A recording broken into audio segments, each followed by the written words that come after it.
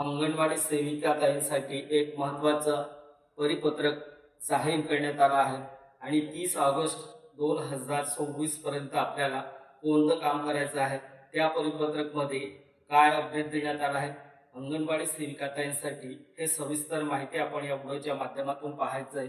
जास्तीत जास्त आपल्या सेविकाताईंना हा व्हिडिओ नक्की शेअर करा। महिला बाल विकास विभागाकडून जे पत्र जाहीर करण्यात आलं आहे त्या परिपत्रकमध्ये प्रत्येक अंगणवाडी सेविकाताईंसाठी अपडेट आहे। व्हिडिओ शेवटपर्यंत पहा आणि जास्तीत जास्त लाईक करा, सबस्क्राईब करा आणि शेअर करा। चला तर आपण व्हिडिओ सुरू करूया।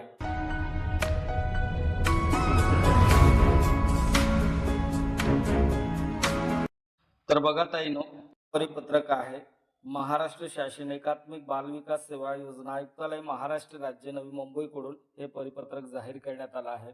दिनांक 19 ऑगस्ट 2026 या तारखेला जाहीर करण्यात आला आहे। आता विषय महत्त्वाचा आहे, अंगणवाडी केंद्राच्या नावाने राष्ट्रीयकृत बँकेत स्वतंत्र बचत खाते उघडण्याबाबत हे परिपत्रक आहे। म्हणजे हे सर्व सेविकाताईंना हा व्हिडिओ नक्की पाठवा। केंद्र पुरस्कृत एकात्मिक बाल विकास सेवा योजनेअंतर्गत केंद्र व राज्य हिस्सा मिळून विविध बाबीकरिता जसे की समुदाय आधारित कार्यक्रम, प्रशासकीय खर्च, अंगणवाडी इमारत भाडे इत्यादी बाबीकरिता आयुक्तालय स्तरावर मातृ मजुरीद्वारे निधी उपलब्ध करून देण्यात येतो। सदरच्या निधी जिल्हा स्तरावर, प्रकल्प स्तरावर आणि प्रकल्प स्तरावरून अंगणवाडी सेविकेच्या स्वतंत्र बँक खात्यात जमा केला जातो। तर या ठिकाणी लक्षात ठेवायचं, या ठिकाणी डायरेक्ट स्वतंत्र आपल्या अंगणवाडी सेविकेच्या खात्यात जमा केला जातो। याबाबत निधी अंगणवाडीशी निगडीत कामकाजासाठी असल्याने अंगणवाडी केंद्राच्या नावे असलेल्या स्वतंत्र बँक खात्यात जमा होणे अपेक्षित आहे। याचा उपयोग प्राप्त निधी सहनियंत्रण खर्च, ताळमेळ व सदर निधीची त्या बाबीकरिता विनियोग आणण्यात आला आहे की नाही हे समजण्यासाठी सुलभ होईल म्हणून राज्यातील प्रत्येक अंगणवाडी केंद्राच्या नावे राष्ट्रीयकृत बँकेत दिनांक 30 ऑगस्ट 2026 पर्यंत बचत खाते उघडण्यात यावे असं या ठिकाणी या परिपत्रकमध्ये म्हटलं आहे। तर बघा, प्रत्येक सेविकाताईंचे आता आपल्याला हे राष्ट्रीयकृत बँकेचं अंगणवाडीच्या नावाने आपल्याला अकाउंट उघडायचं आहे आणि जे अंगणवाडीसाठी निधी येते ते अंगणवाडीची निधी आता त्या अकाउंटमध्ये येणार आहे।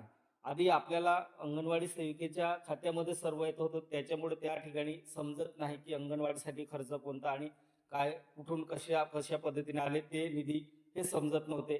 पण आता आपल्याला सेपरेट राष्ट्रीयकृत बँकेत अंगणवाडीच्या नावाने आपण खातं उघडणार, त्या ठिकाणी आपल्याला आता सर्व डिटेल माहिती मिळणार आहे।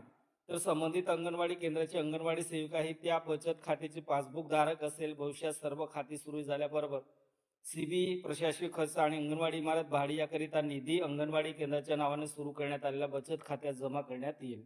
तर हे आपल्याला महत्त्वाचं आहे, कारण हे सर्व अंगणवाडी महाराष्ट्रामध्ये जेवढे अंगणवाडी आहे त्या अंगणवाडीचं आता राष्ट्रीयकृत बँकेत त्या ठिकाणी बचत खाते उघडण्यास आदेश देण्यात आला आहे।